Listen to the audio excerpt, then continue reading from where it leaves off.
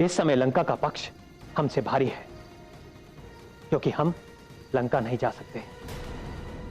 यदि हम नर और वानर के इस गठबंधन में फूट डाल दें तो? अपने देश से निकाले हुए, दर दर भटकते हुए उस वनवासी की सुंदर स्त्री का हरण हमने इसलिए किया है ताकि वो अपने वनवास के दुखों से छूट जाए। महाराज, मुझे पूर्ण विश्वास है कि आप महाराज रावण की इस बात को कभी नहीं टाल सकते, क्योंकि महाराज रावण की मित्रता के लिए बढ़े हुए इस हाथ को टुकराने का अर्थ है जैसे कोई बुद्धिमान पुरुष अपने द्वार पर आए हुए परम सौभाग्य को ठुकरा दे। महाराज, मुझे पूर्ण विश्वास है कि आप जैसा महाबली, तेजस्वी और बुद्धिमान राजा ऐसी मूर्खता की बात कभी नहीं सोचेगा। मैं ऐसी ही मूर्खता की बात सोच रहा हूं, इसीलिए जानना चाहता हूं कि अन्यथा का क्या अर्थ है। यदि मैंने रावण की बात नहीं मानी तो क्या हो सकता है? आपकी सारी वानर शक्ति का विनाश, किष्किंधा राज्य की सारी शक्ति का ह्रास। इसके पश्चात किष्किंधा का राजा भी राम और विभीषण की तरह दर दर भटकता भिखारी दिखाई देगा। दूत! क्षमा कीजिए महाराज, आप ही ने विस्तार जानना चाहा था। हे सूर्यपुत्र महाराज सुग्रीव, आप अपने और अपने इस महान कुल के हित के बारे में सोचिए। अपने ऐश्वर्य और समृद्धि को बचाने के उपाय सोचिए। अपने साम्राज्य की उन्नति का उपाय सोचिए, और उसका केवल एक ही उपाय है, महाराज रावण की मित्रता का आदर करना, जिसका अर्थ है संसार के समस्त सुखों का स्वामी हो जाना। आप उन सुखों को भोगते भोगते थक जाएंगे, किंतु वो सुख कभी समाप्त नहीं होंगे महाराज। नहीं शुक, प्राणी भी नाशवान है और भोग भी नाशवान है, और कोई भौतिक सुख ऐसा नहीं है जो निरंतर हो, जिसका नाश ना हो। इसीलिए जब व्यक्ति सुखों के मोह में अपने कर्तव्यों से विमुख हो जाए तो उससे बड़ा मूर्ख कौन होगा? और तुम्हारा लंकापति मुझे प्रलोभन दे रहा है, जिसने मुझ पर उपकार किया उसके साथ द्रोह करूं? जो मेरा मित्र है उसकी पीठ पर कतार भोग दूं? नहीं। और जो बात सत्य और धर्म से युक्त है, रावण ने एक ऐसी निर्दोष स्त्री का हरण करके ऐसा पाप किया है जिसके लिए उसे मृत्युदंड देना आवश्यक है। मैं रावण की शक्ति के भय से और समस्त सांसारिक प्रलोभन के कारण मैं एक महापापी का समर्थन करूं और रावण का साथ दूं? ऐसा करूं तो क्या कभी मेरी आत्मा मुझे क्षमा करेगी? तुम्हारे राजा को हमारे हित की चिंता नहीं हो रही, उसे अपने समूल नाश का भय उत्पन्न हो रहा है। वो जानता है कि प्रभु श्री राम के साथ सुग्रीव का सैन्य बल ही नहीं बल्कि सर्वनाश की भीष्म लपटें लंका को भस्म करने के लिए लपक रही हैं। ये वो जान गया है, इसीलिए उसने फूट डालने की एक कुटिल कूटनीति चाल चली है। आप मेरे महाराज को समझने में भूल कर रहे हैं कपिश। तनिक विचार करके देखिए। चुप रहो दूत। दूत का काम केवल संदेश देना होता है, परामर्श देना नहीं। यदि दूत बनकर ना आते तो तुम्हारी गर्दन काट दी जाती। और तुम्हारे राजा ने हमारे कर्तव्य प्राणता की और भावनाओं का अपमान किया है। लंकेश ने इस भावना से नहीं कहा था महाराज। चुप रहो दूत। जिस प्रकार अपने नरेश का संदेश लेकर आए हो, उसी प्रकार इस संदेश का प्रत्युत्तर जाकर उन्हें सुना दो। जो आज्ञा महाराज। अपने कुटिल, कपटी, कूटनीतिक राजा से जाकर कह देना कि किष्किंधा का एक एक वानर अपना हित अहित भली भांति जानता है। सावधान कर देना उस दुराचारी को कि उससे मित्रता नहीं शत्रुता करके उसके दुष्कर्मों का दंड देने के लिए किष्किंधा का एक एक वानर उतावला हो रहा है। हमारी उसकी मित्रता कभी संभव नहीं। हमारी संधि केवल श्री राम से है, और वो संधि इस लोक की ही नहीं परलोक की भी है, क्योंकि वही तीनों लोकों के स्वामी हैं, स्वयं भगवान है। जाओ रावण से जाकर यह भी कह देना कि विभीषण के आने से लंका बच गई, परंतु रावण को तीनों लोकों में कोई नहीं बचा सकता। और हमारा उत्तर रावण की मृत्यु का संदेश है। और अपने राजा से यह भी कहना कि अभी भी समय, अपना, अपने कुल का और राक्षस जाति का अगर सुकुशल चाहते हो तो प्रभु श्री राम की शरण में आ जाओ, तो वो ही लंका के राजा रहेंगे। मुझे राज सिंहासन की कोई लालसा नहीं। इससे कोई लाभ नहीं होगा विभीषण जी। आप तो जानते ही है महाराज रावण का हट कितना अटल है। अगर वो धर्म और नीति नहीं समझते तो लंका में और लोग भी तो होंगे जो इस बात को समझेंगे। तुम ऐसे ही लोगों को संगठित करके जनमत तैयार नहीं कर सकते जो महाराज तक अपनी बात पहुंचा सके। उनके मंत्री तो हां में हां मिलाने वाले, कदाचित महाराज के कानों तक उनकी ध्वनि तो पहुंचे। मुझे क्षमा करें विभीषण जी, यदि मैं आपके विचारों से सहमत होता तब भी मैं जिस स्वामी का अन्न खाता हूं उसके विरुद्ध जनमत का ऐसा जाल नहीं रच सकता। इसे मैं अपने सेवक धर्म के विरुद्ध समझता हूं विभीषण जी। महाराज अब जाने की आज्ञा दीजिए। जाओ।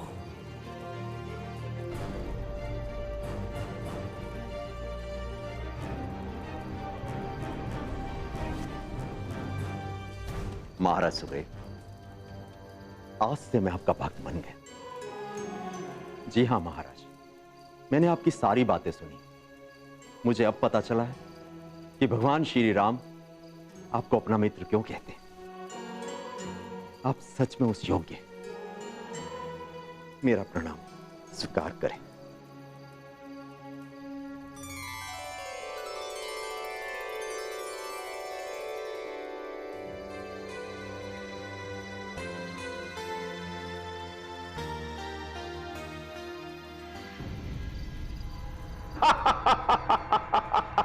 सुग्रीव ने हमारी मृत्यु का संदेश भेजा है। चींटी के भी पर निकल आए हैं। क्षमा करें महाराज, उन्हें अपने सेना नायक राम के प्रति अनकही आस्था है। उन्हें पूर्ण विश्वास है कि राम अपनी शक्ति से उन्हें समुद्र पार अवश्य ले जाएगा। इस समय उन सब के मन में सागर की लहरों की भांति उत्साह उमड़ रहा है। सब ठंडा पड़ जाएगा। सिंधु के उस पार ही छटपटाकर वापस लौट जाएंगे।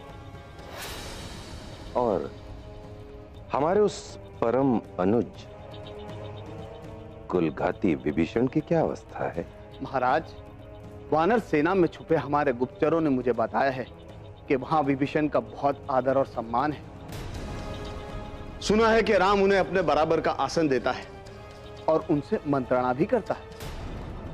हमारा भेद पाने के लिए तो सर आंखों पर बिठाएंगे ही, और वैसे भी शत्रु के बैरी को मित्र बनाकर उससे काम निकाल लेना, इसी में चतुराई है ना।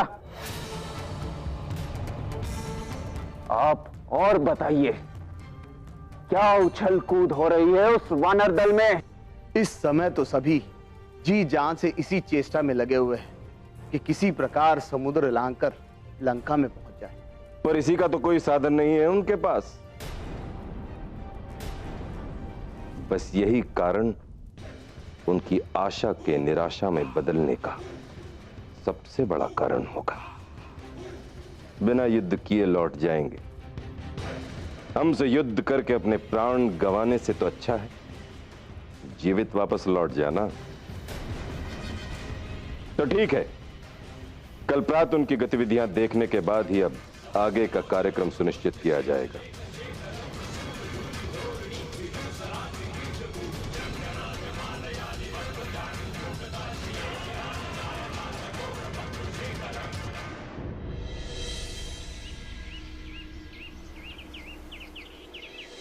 आपने लंका की सेना और रावण की शक्ति का विस्तार पूर्वक वर्णन किया है।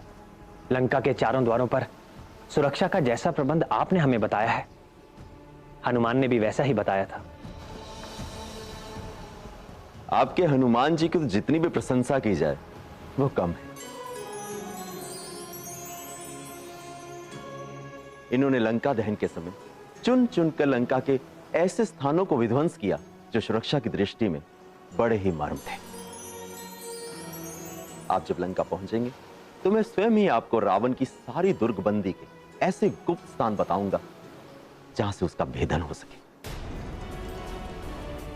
सबसे पहला प्रश्न तो यह है कि हमारे और लंका के बीच ये जो विशाल समुद्र की विशाल जल राशि है, उसे सेना सहित पार कैसे किया जाए? आप लोगों के पास तो आकाश से आने जाने की विद्या है, परंतु हमारी सेना ये विशाल समुद्र कैसे पार करेगी?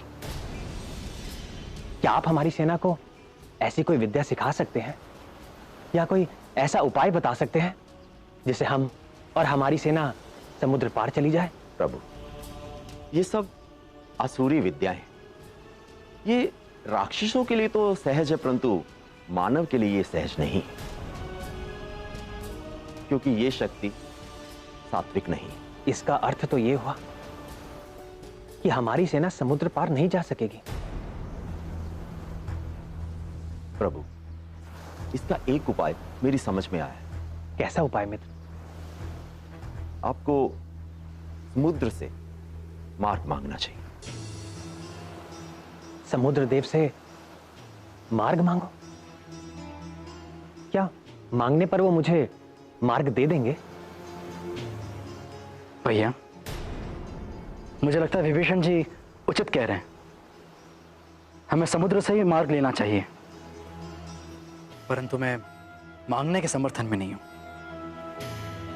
मांगने से कौन कुछ देता है भैया? और हम क्षत्रिय हैं, मांगना हमें शोभा नहीं देता। भैया, आप अपना धनुष बाण उठाइए। पहले तो आपके धनुष के एक ही टंकार से समुद्र देव के कान खड़े हो जाएंगे, अन्यथा अपने धनुष पर अग्निबाण का संधान कीजिए। वे स्वयं अपने हाथ जोड़कर आपके समक्ष खड़े होंगे। मुझे महाराज विभीषण का मत उचित लगा है। यदि विधाता ने सहायता की तो समुद्र देव हमें अवश्य मार्ग प्रदान करेगा। विधाता? भैया, निष्कर्मठ लोग विधाता पर भरोसा करते हैं, जिनमें स्वयं कर्म करने की शक्ति अथवा उत्साह नहीं होता। वो कायरों की भांति विधाता विधाता पुकारते हैं। नहीं लक्ष्मण, विधाता की सहायता पर भरोसा करना ना ही कायरता है और ना ही आलस्य है। मनुष्य के पास शक्ति केवल कर्म करने की है। कर्म का फल ईश्वराधीन है। भैया, मैं तो केवल इतना ही कह रहा हूं कि हमारे प्रार्थना करने पर क्या समुद्र हमें मार्ग देगा? क्या हम उसका भरोसा कर सकते हैं? 2 दिन पश्चात हमें शस्त्र उठाने पड़ेंगे, तो इतना समय हम क्यों व्यर्थ करें भैया? लक्ष्मण, इस युक्ति से बड़े अनाचार हो सकते हैं। दूसरे को अवसर दिए बिना उसके विरुद्ध शस्त्र उठाना अहंकार जनित अत्याचार का सूचक है। सच्चे शक्तिशाली को अपनी विनम्रता कभी नहीं भूलनी चाहिए। और पहले महाराज विभीषण से तो पूछ लो कि उन्होंने किस भरोसे पर हमें समुद्र देव की प्रार्थना करने का परामर्श दिया है। प्रभु, समुद्र आपके कुल में बड़े हैं, एक प्रकार से आपके पूर्वज भी और आपके कुल गुरु भी। आप जिनके वंशज हैं, उन महाराज सगर ने इस विशाल महासागर को खुदवाया था। अतः उनके समुद्र पर बहुत उपकार है। उन्हीं की कृपा से सिंधु ने पृथ्वी पर विस्तृत स्थान प्राप्त किया। इसलिए प्रभु, मुझे पूर्ण विश्वास है कि समुद्र आपकी अवश्य सहायता करेंगे और आपकी सेना को उस पार जाने का उपाय बताएंगे। मित्र, मुझे आपकी ये बात अत्यंत प्रिय लगी है। मैं समुद्र देव से मार्ग की याचना अवश्य करूंगा। लक्ष्मण, जी भैया। एक अच्छा सा दिन, समय और मुहूर्त देखकर मैं यहीं एक कुश आसन पर बैठकर तब तक समुद्र देव की प्रार्थना करता रहूंगा जब तक वो मेरी प्रार्थना स्वीकार नहीं कर लेते।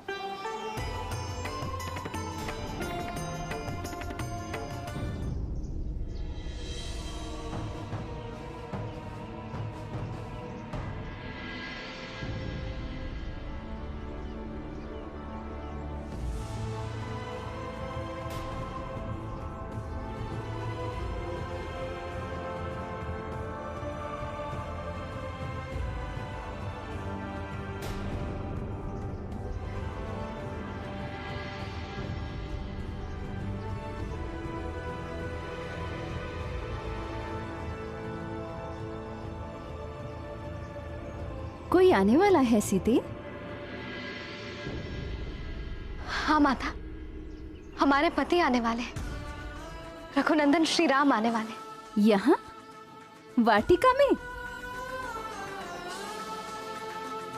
नहीं माता, लंका में, हमें उस दुष्ट राक्षस से मुक्त करने। अब तक तो रघुवीर अपनी पूरी सेना के साथ समुद्र पार कर चुके होंगे, फिर हमें युद्ध के नगाड़े क्यों नहीं सुनाई दे रहे? ना कोई हलचल, ना कोई खलबली। एक हनुमान आया था तो पूरी लंका में युद्ध का वातावरण छा गया था।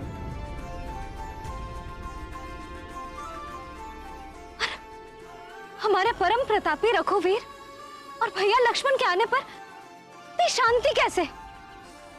हमें तो लगा था वाटिका में प्रवेश करने वाली हर राक्षसी यही समाचार लेकर आएगी। खर और दूषण का विनाश करने वाले राघव दुष्ट रावण का वध करने के लिए लंका आ गए।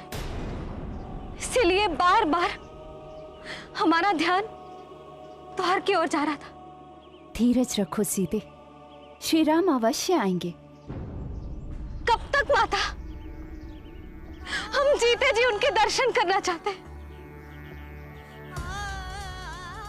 यदि उस राक्षस के कारण हमने अपने प्राण त्याग दिए तो? पुत्री, माता परिस्थिति ही ऐसी है, इसीलिए हम चाहते हैं कि रघुवीर शीघ्र अति शीघ्र लंका पर आक्रमण करे।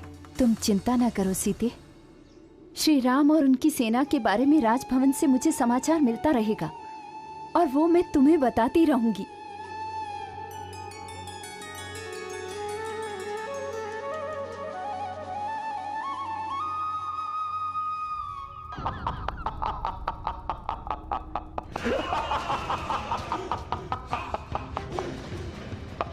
बड़े विचार विमर्श हो रहे हैं, बड़े बड़े बुद्धिमान अपना मस्तिष्क दौड़ा रहे हैं, सोच सोच कर आशाओं को निराशाओं में बदल रहे हैं, पर दोनों वनवासियों को कोई नहीं सुझा रहा है कि समुद्र को पार कैसे करें। कोई मित्र, कोई सखा, कोई सहायक यह सुझाव दे ही नहीं रहा है कि इस विशालकाय समुद्र को किस तरह पार किया जाए।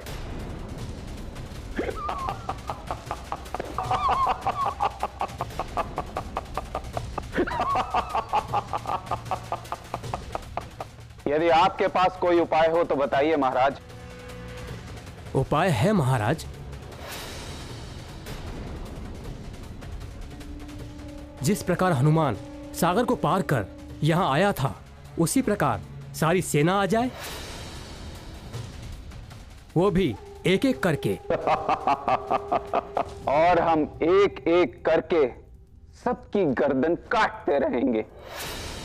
महाराज, मुझे तो लगता है कि उस विशाल एवं दुर्गम समुद्र को पार करने का मार्ग ढूंढते ढूंढते कहीं उस वनवासी राम की तुच्छ सेना स्वयं अपने ही मार्ग से ना भटक जाए। और यदि मूर्खता का प्रदर्शन करते हुए उस वनवासी ने समुद्र पार करने के लिए समुद्र में कदम रख भी दिया, तो भी सब के सब समुद्र के पेट में चले जाएंगे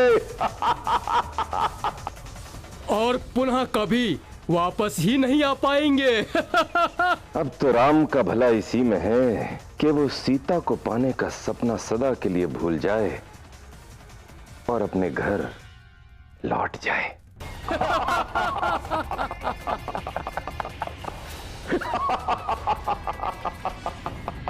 ऐसी अशुभ बातें मत करिए माता, मत करिए। मैं तो केवल तुम्हें राजमहल का समाचार सुना रही हूँ। एक सखी आकर मुझे वहां की सारी बातें बता गई है। उसे तुमसे बड़ी सहानुभूति है, केवल महाराज के भय से वो तुमसे नहीं मिल पाई। परंतु माता, यदि ये बातें राजमहल में हो रही तो सत्य ही होगी। तो क्या रघुवीर को समुद्र पार करने का मार्ग नहीं मिल रहा? क्या वो निराश होकर समुद्र तट पर बैठे हैं? ना ना पुत्री, वो निराश क्यों होंगे? वो तो सर्वशक्तिमान है, चाहे तो इच्छा मात्र से वो सब कुछ ठीक कर सकते हैं। तुम्हें उनकी शक्तियों पर भरोसा रखना होगा, उदास मत होना। हम उदास इसलिए नहीं है माता कि रघुवीर को हम तक पहुंचने के लिए मार्ग नहीं मिल रहा। हम उदास तो इसलिए हैं क्योंकि इस कारण रघुवीर स्वयं को दोषी मान रहे होंगे।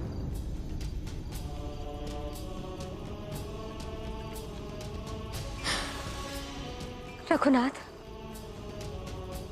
हमें क्षमा कर दीजिएगा।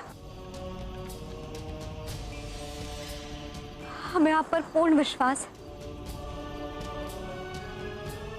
कि आप हमें यहां से मुक्त कराने अवश्य आएंगे।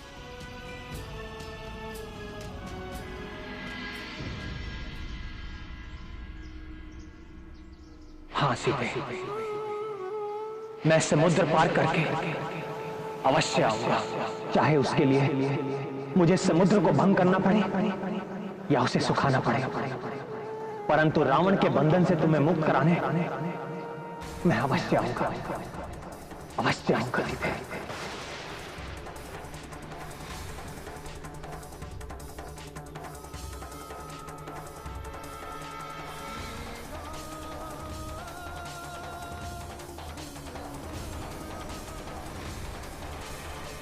हे महासागर, मैं महाराज सागर का वंशज दशरथ पुत्र राम अपने छोटे भाई लक्ष्मण के साथ आपकी शरण में आया हूं।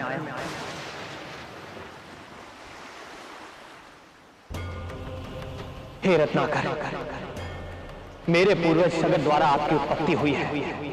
आज रघुकुल पर आई हुई विपत्ति का निवारण करने के लिए मैं एक विशाल सेना के साथ लंका पर धावा बोलने के लिए आपकी शरण में आया हूं। आप कृपा करके अपने जल में से हमें मार्ग देने की कृपा कीजिए। आपको प्रसन्न करने के लिए मैं जल और अन्न का परित्याग करके यहीं बैठकर आपकी आराधना करूंगा। कृपा करके आप मेरी प्रार्थना स्वीकार कीजिए। जल्दी स्वीकार कीजिए।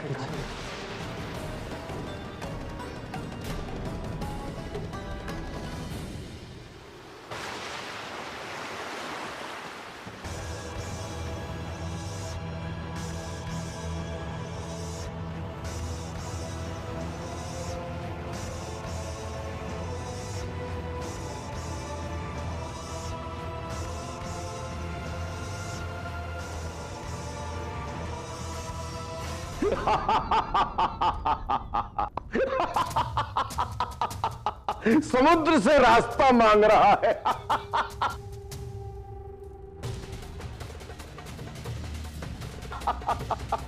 भिखारियों की भांति जीवन जीते जीते सबके सामने हाथ पसारने की आदत हो गई है।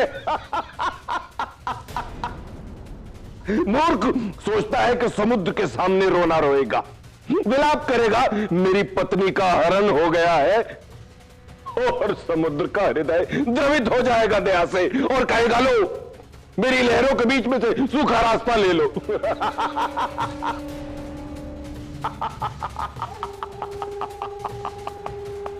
बिल्कुल सत्य कहा पिताश्री। जिनके साथी काका विभीषण जैसे कायर हों, वो ऐसी ही मूर्खताएं करेंगे और बाद में वही वानर उन्हीं के मृत शरीर की शोभा यात्रा निकालेंगे।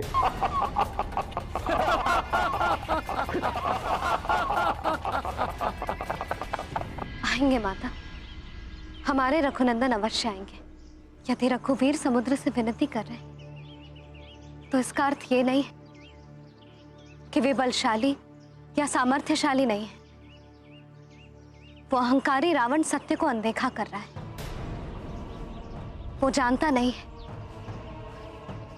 कि जो सत्य में बलशाली और शक्तिशाली होते हैं उनकी विनती भी आज्ञा के समान होती है।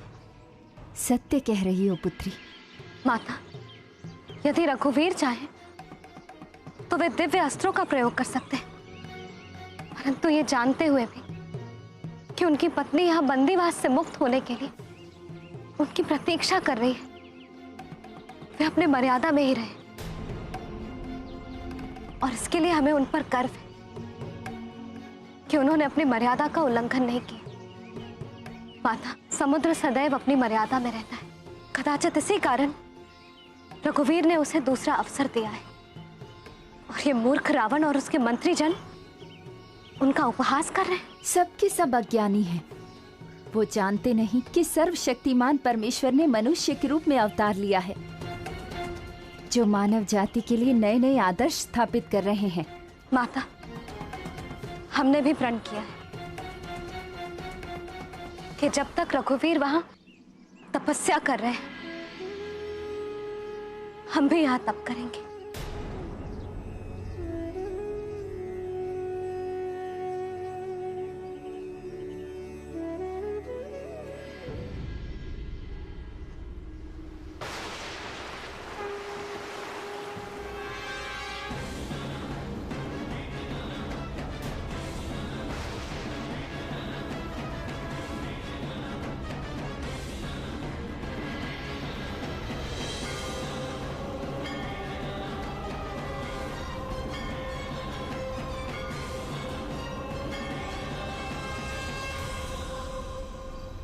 एक दिन बीतने आया,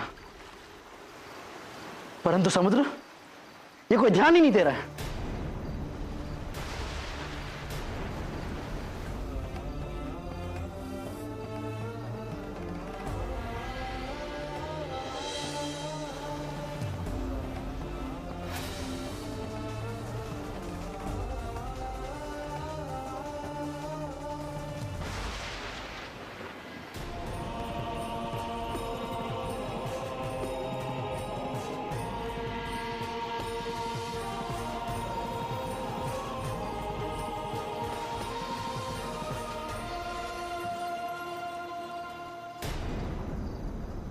विभीषण जी, 2 दिन हो गए। समुद्र बहरा हो गया है, इक्ष्वाकु वंशज का किया गया उपकार भूल गया है और मेरे राम भैया का अपमान करने का दुस्साहस कर रहा है।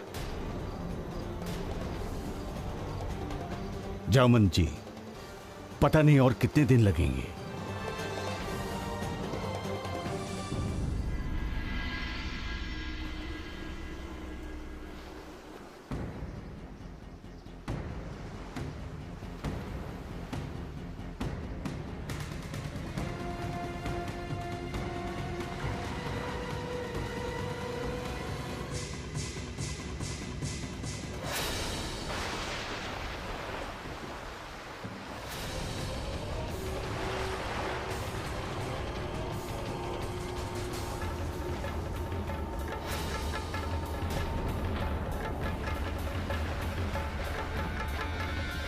हे महासागर, भूतकाल साक्षी है। इक्ष्वाकु वंशी सदा पर हितकारी बनकर कुछ ना कुछ देते रहे हैं। कभी किसी से कुछ लेते नहीं, याचना नहीं करते। रघुवंशी राम ने आज पहली बार अपना अधिकार समझ के कुछ मांगा है, कुछ आशा रखकर तुम्हारी उपासना की है, परंतु 3 दिन विधिवत पूजा करने के पश्चात भी उत्तर में तुम केवल अहंकार का ही गर्जन करते रहे हो। मंद बुद्धि जला दी, तुम पर राम की प्रार्थना का कोई प्रभाव नहीं पड़ा। तुम राम की विनम्रता को असमर्थता समझकर जड़ बने हुए हो। आज तक समस्त संसार ने राम की कृपा देखी है, राम का कोप नहीं देखा। लक्ष्मण, जी भैया। मेरा धनुष और सर्पों के समान मेरे भयंकर बाण लेकर आओ। आज ये समस्त संसार राम का क्रोध भी देखेगा। जो आ गया भैया।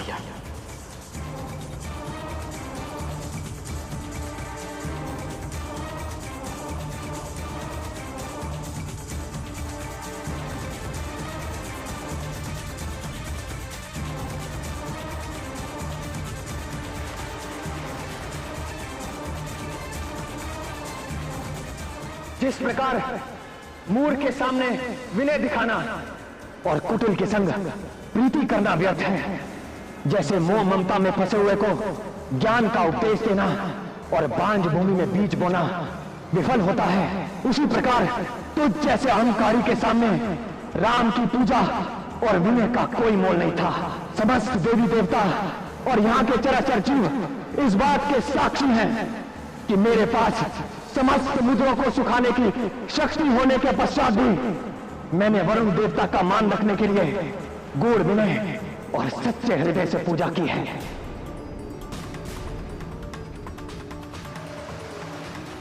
और सेना सहित पार जाने में उनकी सहायता मांगी, परंतु इस शठ ने मेरा उपहास ही किया है। शास्त्र कहता है कि केला काटने पर ही फल देता है, उसी प्रकार एक नीच दंड देने पर ही झुकता है। अतः अब मैं ब्रह्मास्त्र का संधान करके इस समस्त समुद्र को पाताल लोक तक सुखा दूंगा।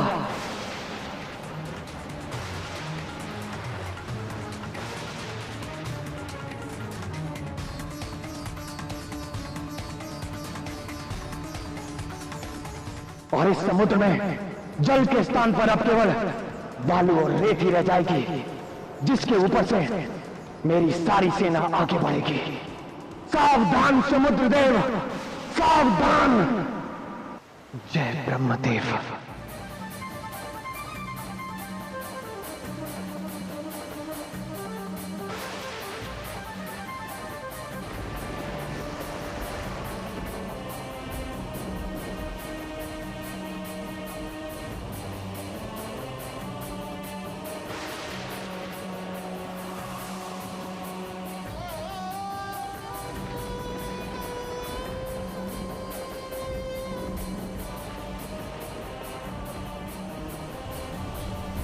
त्राहिमाम प्रभु, त्राहिमाम, त्राहिमाम प्रभु, त्राहिमाम, त्राहिमाम प्रभु, त्राहिमाम प्रभु। क्षमा करें प्रभु, क्षमा करें।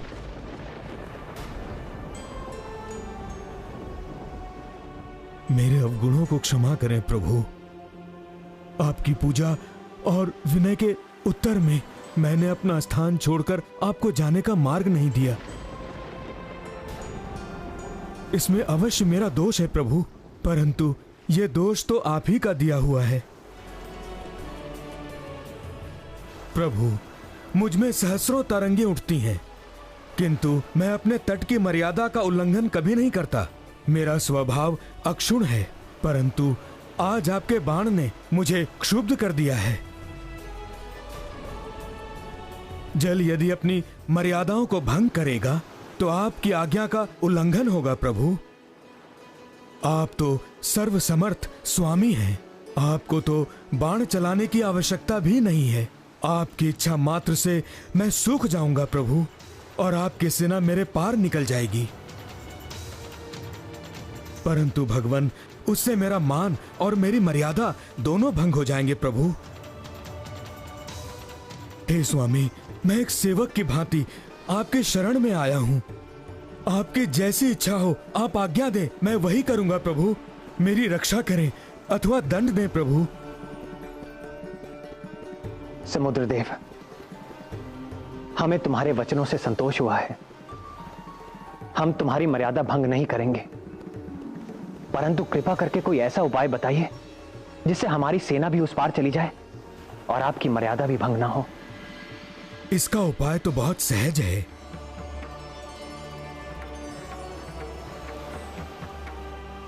आपके सेनापतियों में नल और नील नाम के दो भाई हैं।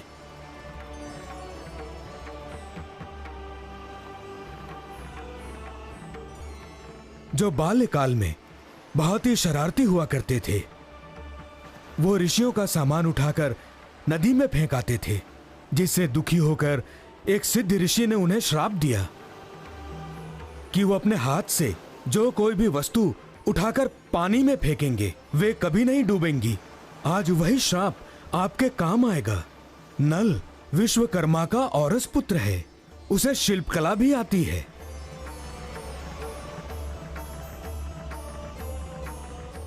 यदि ये दोनों भाई अपने हाथ से जल में पत्थर डालकर समुद्र के ऊपर सेतु डालने का कार्य करें तो लंका तक एक ऐसा सेतु तैयार हो जाएगा जिस पर चलकर आपकी सेना उस पार जा सकती है।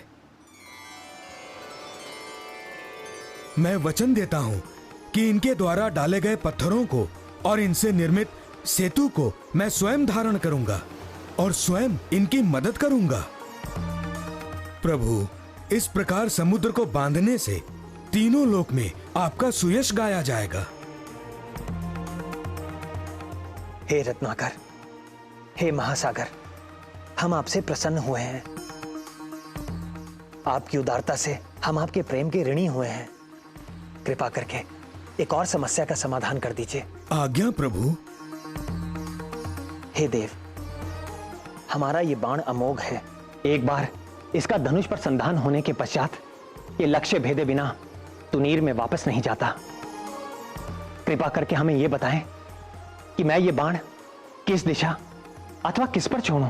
प्रभु, उत्तर दिशा में द्रुमकुल्य नाम का एक पवित्र देश है। वहां पर बड़े बड़े भयानक दस्यु रहते हैं जो अपने पाप कर्मों से वहां की पवित्रता का नाश करते हैं और मेरे जल का दुरुपयोग करते हैं। प्रभु, आप अपने बाण को उन्हीं पर सार्थक कीजिए। तथास्तु।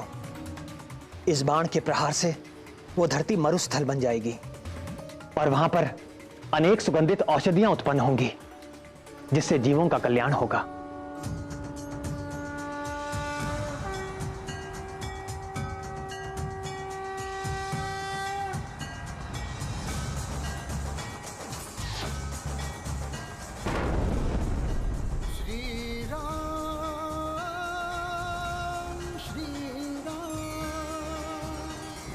अब मुझे आज्ञा दे प्रभु, शिव शंकर और मां भगवती आपको विजयी बनाएं। सिद्धि विनायक आपकी सकल मनोरथ को सिद्ध करें।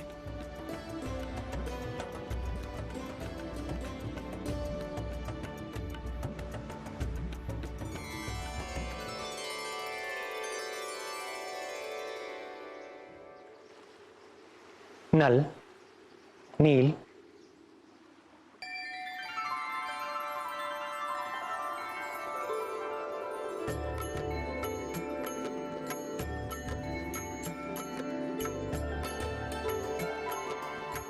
हे विश्वकर्मा नंदन, आपने अभी तक अपना इतना महान शिल्प विज्ञान हमसे छुपाए रखा। क्षमा करें प्रभु, हमें हमारे माता पिता ने सौगंध दी थी, बिना कुछ कहे हम स्वयं के गुणों को नहीं बता सकते। प्रभु, यह तो हमारा परम सौभाग्य है कि ऐसी विषम परिस्थिति में हम आपकी सहायता कर सकें। प्रभु, हमें आशीर्वाद एवं आज्ञा दीजिए ताकि हम समस्त अपनी वानर सेना के साथ एवं उनकी सहायता से इस विशाल सिंध पर सेतु का निर्माण कार्य आरंभ कर सकें। शुभास्त शीघ्रम।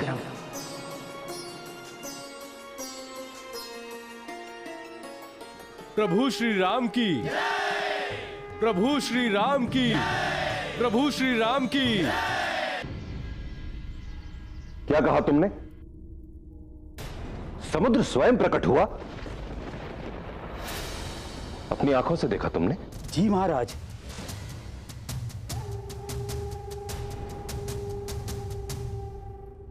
ये दृश्य श्री राम की सारी सेना ने देखा है। श्री राम मत कहो, हम पहले भी कितनी बार आदेश दे चुके हैं। क्षमा कीजिए महाराज, समुद्र देवता ने स्वयं राम को वचन दिया है कि वो सेतु बनाने में उनकी सहायता करेंगे।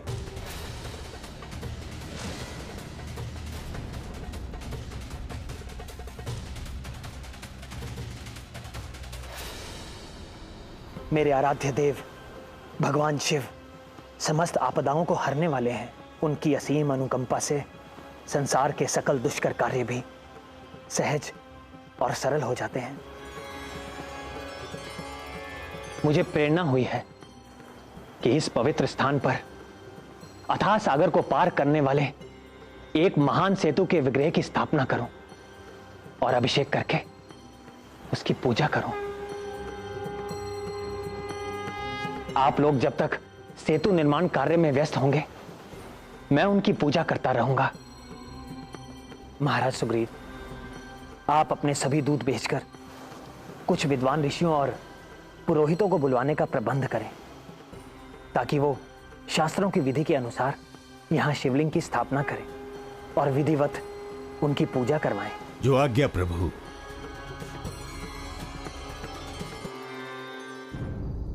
सत्य में समुद्र देवता ने रघुवीर के चरण छू लिए। हाँ पुत्री, महाराज सुग्रीव की सारी सेना के सामने समुद्र देवता ने रघुनंदन के चरण छू लिए।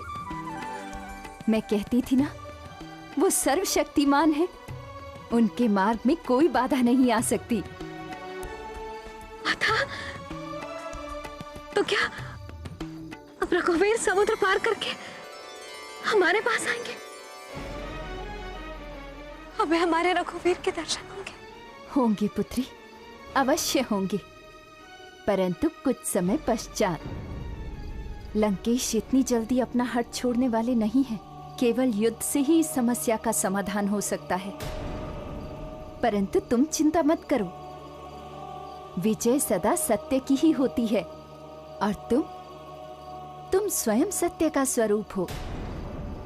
पूर्ण पतिव्रता, तुम्हारे पति की जीत अवश्य होगी।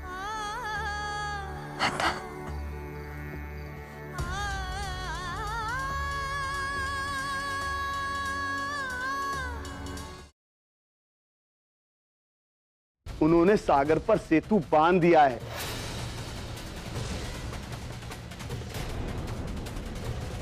सागर पर सेतु बांध दिया। रावण को सावधान करूंगा। बस इतना बता दूंगा कि मैं लंका पहुंच गया।